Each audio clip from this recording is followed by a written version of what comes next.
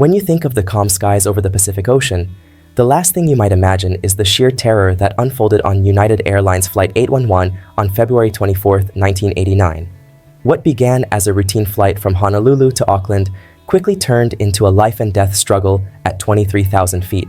An unexpected explosion ripped a massive hole in the fuselage of the Boeing 747, leading to rapid decompression and catastrophic failures in multiple systems. Imagine being in the dark, over the ocean, with the aircraft disintegrating around you. This is not just a tale of disaster, but one of extraordinary heroism and survival. In the face of unimaginable odds, the flight crew fought valiantly to save their aircraft and the lives of 355 people on board. With engines failing, the plane descending uncontrollably, and the night sky offering no reprieve, the crew's quick thinking and unshakable resolve turned potential tragedy into a remarkable story of bravery and skill. Join us as we delve into the gripping events of United Airlines Flight 811 and uncover how this near disaster forever changed aviation safety. Welcome back to our channel. Today, we're recounting the incredible story of United Airlines Flight 811, a journey that started as a routine flight and quickly turned into a fight for survival. This flight, originating from Los Angeles with stopovers in Honolulu and Auckland, was supposed to end in Sydney, Australia. The aircraft, a nearly 20-year-old Boeing 747, carried 337 passengers and 18 crew members, including Captain David Cronin, First Officer Gregory Slater, and Flight Engineer Randall Thomas. Let's dive into the events that unfolded on that fateful night. At 1:52 a.m. local time, Flight 811 took off from Honolulu International Airport, heading towards Auckland.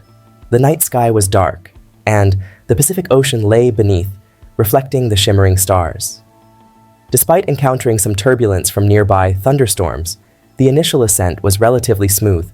Passengers settled into their seats, some dozing off, while others enjoyed in-flight entertainment, unaware of the looming danger. Just 17 minutes into the flight, as the aircraft climbed to 23,000 feet, a deafening explosion shattered the calm.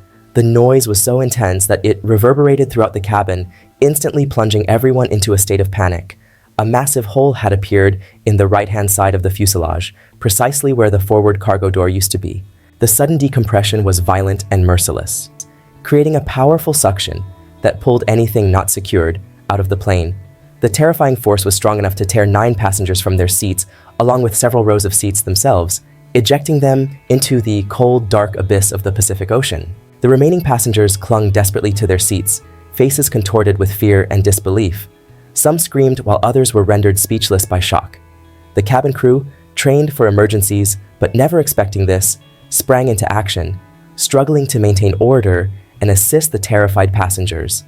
Oxygen masks deployed, but the chaos made it difficult for many to secure them properly.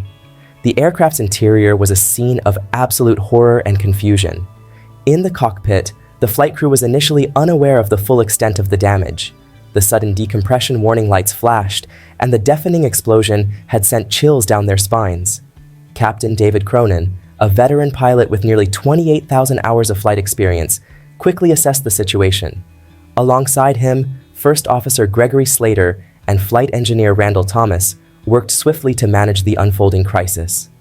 Realizing the severity of the decompression, the crew attempted to don their oxygen masks, only to discover that many were non-functional due to the explosion's impact. Captain Cronin, demonstrating remarkable calm and leadership, made the critical decision to turn the aircraft back towards Honolulu, despite the severe thunderstorms that loomed in their path.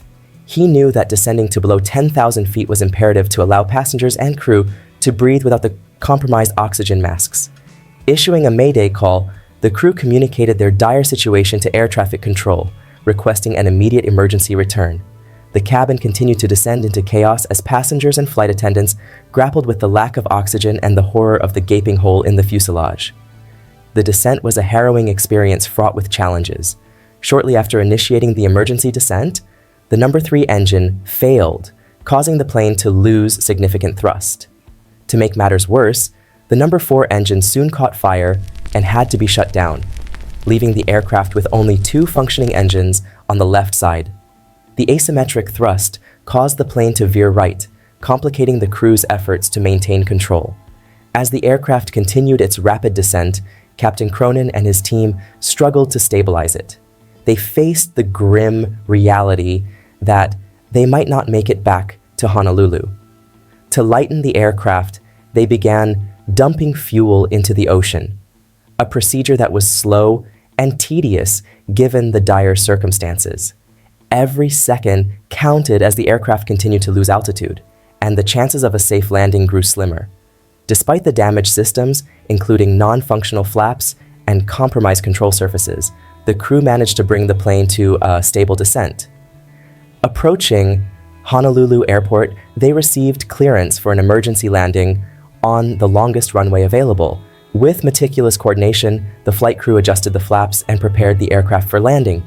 At 2:33 a.m., Captain Cronin successfully landed the crippled plane.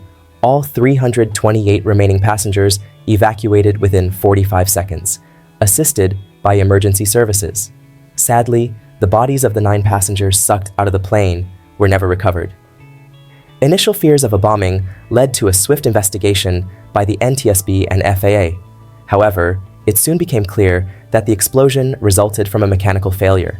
The cargo door's locking mechanism had malfunctioned, leading to the door blowing off during flight. Investigators discovered that the locking mechanisms on Boeing 747 cargo doors had a known design flaw, exacerbated by improper wiring that caused a short circuit. The NTSB's final report in 1992 attributed the catastrophic event of United Airlines Flight 811 to a combination of design deficiencies and improper wiring in the cargo door mechanism of the Boeing 747. The investigation revealed that the cargo door's locking mechanism had significant vulnerabilities, allowing the door to explosively open during flight, leading to rapid decompression and the tragic loss of life. Improper wiring exacerbated the problem, causing electrical short circuits that contributed to the malfunction. In response, the NTSB recommended comprehensive changes, including a redesign of the cargo door latching mechanisms to provide a more robust and fail-safe system. The FAA swiftly mandated these modifications for all Boeing 747-100 aircraft, ensuring that such a catastrophic failure would not occur again. The actions of the flight crew during the crisis were nothing short of heroic. Captain David Cronin, First Officer Gregory Slater, and Flight Engineer Randall Thomas displayed exceptional skill and composure under extreme pressure, saving the lives of 328 passengers. Their bravery was recognized with the Secretary's Award for Heroism. Remarkably, the damaged aircraft was meticulously repaired, re-registered, and returned to service with United Airlines, continuing to fly until 1996. The legacy of Flight 811 led to significant improvements in aviation safety standards, underscoring the importance of rigorous maintenance protocols, thorough inspections, and continuous advancements in aircraft design. The tragic events of United Airlines, Flight 811 highlighted critical safety issues and led to significant changes in aircraft design and maintenance protocols. The bravery and skill of the flight crew saved many lives and demonstrated the importance of rigorous training and preparedness. What do you think of their heroics and the design flaw of the 747? Share your thoughts in the comments below. Thank you for watching. If you enjoyed this video, please like, subscribe, and stay tuned for more fascinating stories from the world of aviation. Until next time.